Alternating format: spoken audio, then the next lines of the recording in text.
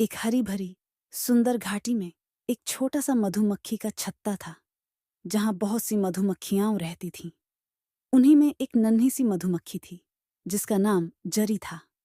जरी बाकी मधुमक्खियों से बहुत छोटी और कमजोर थी, लेकिन उसका दिल बहुत बड़ा था। वह हर किसी की मदद करने की कोशिश करती थी, पर बड़ी मधुमक्खियां हमेशा उसका मजाक उड़ाती थीं। तुमसे क्या होगा जरी? तुम तो अभी बच्ची हो। तुम्हारे पंख इतने छोटे हैं, तुम कहाँ उड़ पाओगी?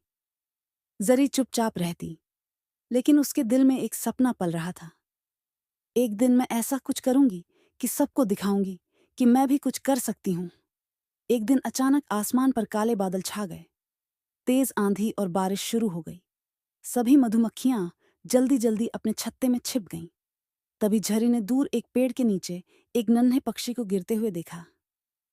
वह कांप रहा था और मदद के लिए चिल्ला रहा था, लेकिन कोई भी उसे बचाने नहीं गया। जरी का दिल घबरा गया।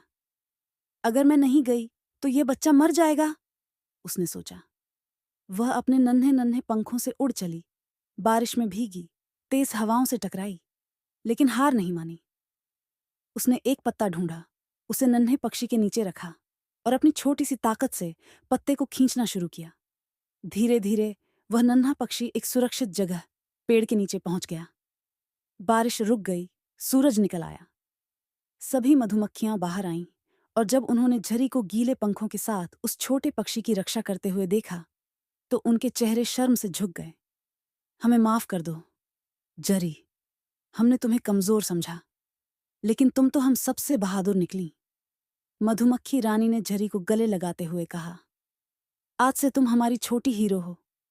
जरी मुस्कुराई, उसकी आंखों में खुशी के आंसू थे। मैं हमेशा हीरो बनना चाहती थी, लेकिन अब समझ आया कि हीरो बनने के लिए दिल बड़ा होना चाहिए, शरीर नहीं। सीख: कोई भी बच्चा छोटा या कमजोर नहीं होता।